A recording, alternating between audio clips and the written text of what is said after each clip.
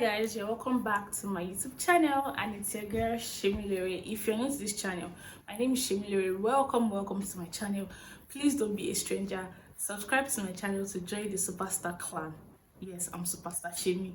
So subscribe to my channel. Let's get to 500 subscribers. And to my existing subscribers, thank you for always coming back to watch my videos.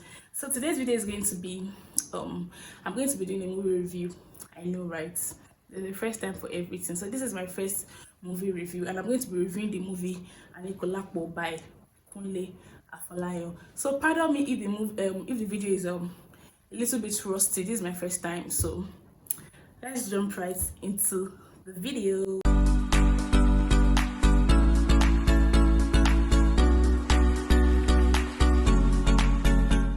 So guys, before I get into like Anikulapo's story, that is Saro and Arulake, let's give it to Kunle Afolayan because it's very good at what it does. Obviously, like from the cinematography to the picture to the sound, everything was on point. Like it pays attention to details, and the fact that he also used veteran actors and actresses like Lola Edije, Baba Wande, Ogogo, and a few others. I can't remember their names, but I can put their pictures for you guys to see somewhere around here. Or yeah, I don't know, but I'll try and put their pictures.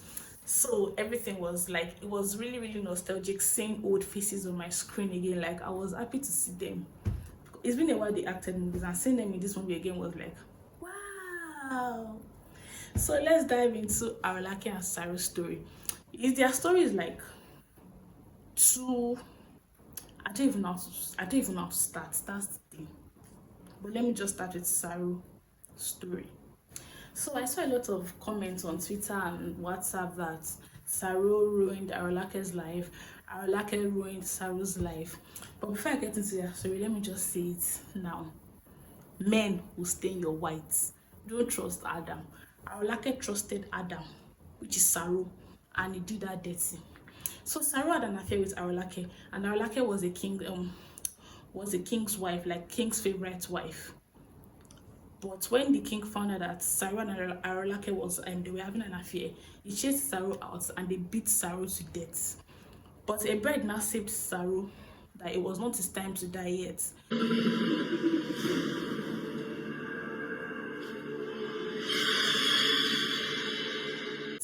And Arulake was standing there at the right time because she watched as they chased Saro away from the village.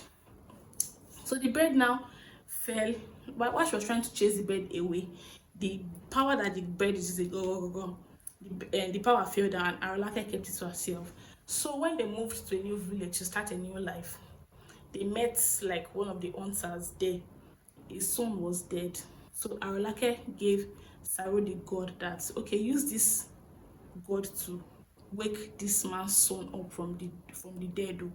So he tried this and it worked. So people started like worshipping Saro, that the man who has death in his pocket, he can cheat death and all of that. So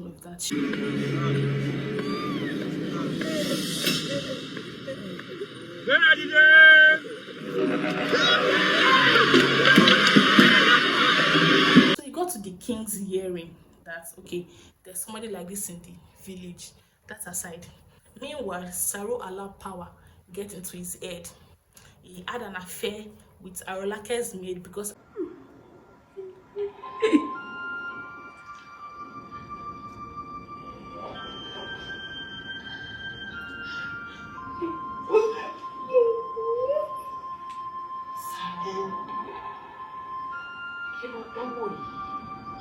Arulake was barren, and then the maid showed her bum.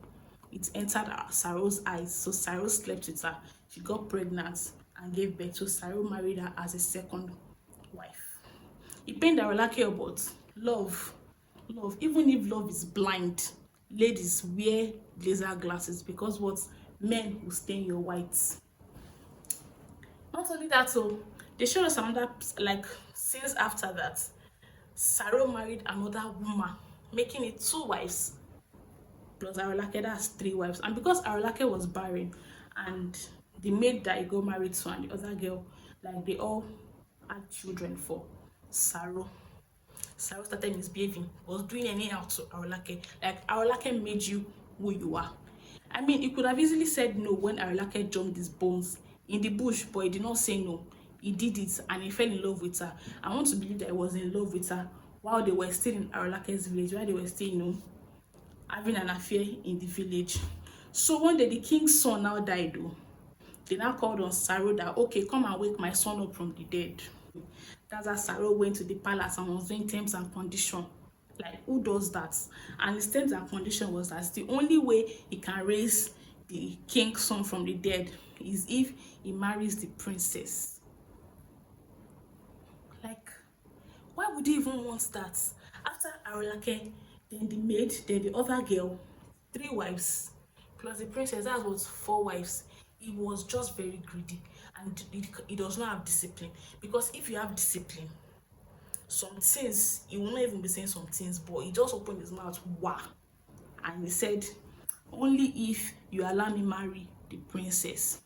And everybody was like, huh? Meant?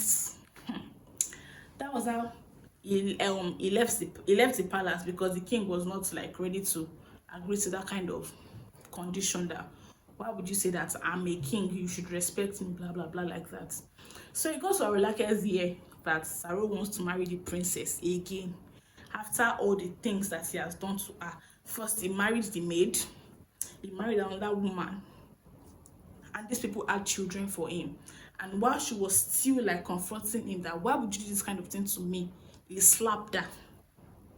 Like, she literally made you, I mean, she destroyed his life while they were in Oyo village, the first village, like Arolake's village, where they first met.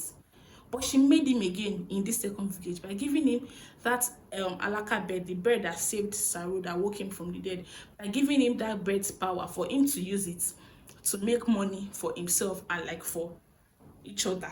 But he started misbehaving. That's like another sign that, don't trust men, they will embarrass you. So it got to Arolake's ear that the Saro wants to marry the princess in exchange for waking the prince up from the dead. That's how we just saw Arolake packing her bags and she was leaving.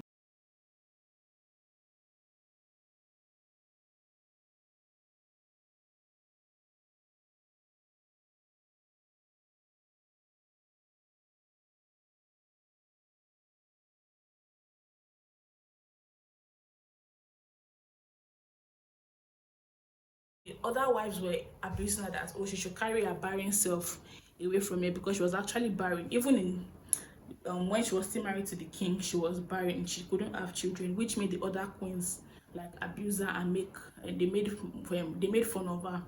So she left. Then the king now called Saro back that, okay, I'm ready to agree to your terms and conditions. I'll marry the princess, just wake my son up because I love my son. Only for Saro to start his shenanigans. Only for Sarah to start the abracadabra. The prince no gree stand up. Oh, he did it the first time, it did not work. He did it the second time, it did not work. He did it the third time, it did not work. Hey, he was now confused. He was scared that what is going on. He now showed us a scene where Arolake poured the power, like the sand inside the god. She poured it away. Like, that was the power inside. Like, that's the main thing that wakes people up from the dead, and she poured it away. And then the king was furious. He was angry that, I thought you can cheat deaths, blah blah blah blah blah. And then the Ifa was making fun of them because she had already told them in the past that this man is a fraud, but they didn't listen to him because obviously he was waking people up from the dead, so people, they were happy. So they chased him away from the village and they beat him to death again for the second time. But there was no Arolake to save his life. Or I don't know if he died. Did he die? I'm not sure if he died, but they showed us that they beat him. They beat him to another, to a pub. So yes. And then after, the people were not saying that it was Arolake that ruined his life because she jumped his bones in the bush, blah blah blah. Why didn't Saro say no? Or when Arolake said, let's run away together, why didn't he say no to the fact that they want to run away together? Or when okay, let's not assume, okay, they love each other, they ran away together. Why did he allow power get into his head? Like, it was misbehaving. You married wife number one, no complaint. Wife number two, then adding the princess to the family was a lot.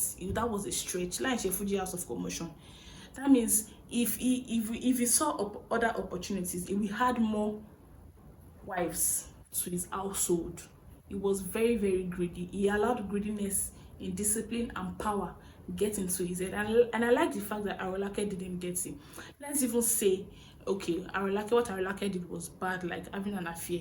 She had already said it to Saro when they were staying in the palace, that she was betrothed to the king at a very young age. So she didn't like the fact that she got married to him. And she thought that Saro was a means of escape.